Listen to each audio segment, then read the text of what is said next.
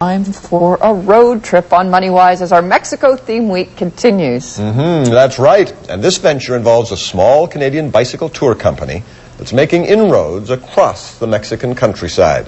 We'll get to see part of it through the eye of the company's home video camera. Brian Oliver has the story.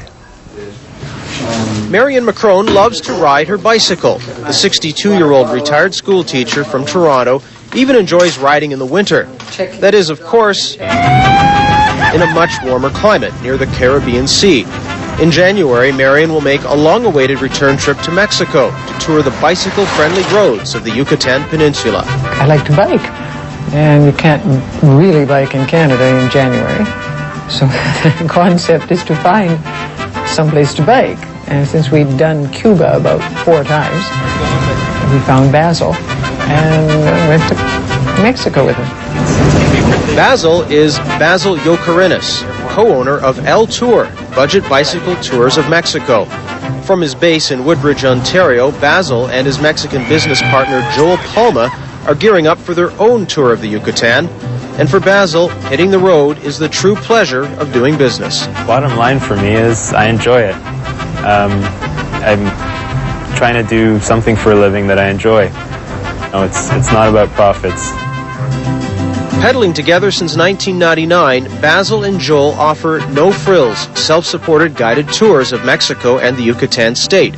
Tours last from 1 to 7 weeks and operate during the cooler months of the year, November to March. The groups are small, 8 riders or less, and each will eat and sleep where the locals do. We stay in small hotels and guest houses. They're often family-run. There might be 1 or 2 stars. They're simple, but they're clean and they're down to earth. El Tour is not an all-inclusive packaged vacation. Each rider pays a guide fee of about $625 for a 2-week trip. You book your own airfare and pay as you go for food, room, and board. The average cost for a typical 2-week tour, including airfare, runs about $1,600. 55-year-old cyclist Steve Rundle says it's a price that fits his budget and keeps him coming back. The price was certainly very attractive compared to a lot of the other trips. And also, it was a lot more hands-on. There was more time on the bicycle. And then at the end of the ride, if you want to stay with the group and travel around the village or the whatever that you're in, you're welcome to do that. Or you can just go off on your own for a while. The ride is casual, but Joel and Basil both take turns acting as sweep, bringing up the rear with the slowest rider. Any tours don't run a sweep, so that if you're tired or you're not riding as fast as everybody else, you're drifting around in the rear on your own. But if you have a flat, Basil fixes it. And if you want to stop and take a few pictures, stop and take a few pictures. If you have trouble with your bike or trouble with yourself, then you don't really feel like you're slowing everybody down because you just go at your own pace. People who come and tour with us from Canada often tell me that they feel a lot safer on the roads in Mexico than here. There's a lot less traffic. We choose our routes as best as we can to avoid the traffic. Especially in the Yucatan, it's wonderful. There's a lot of well-paved roads that are very underused.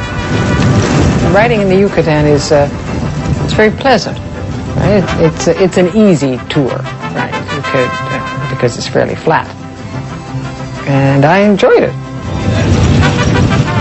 Come on down, let's go for a ride. So how do you get your bicycle to Mexico? Check with your airline. Some require it to be packed in a bike box, and there may also be a fee to ship it. For more information on El Tour, go to their website at www.bikemexico.com.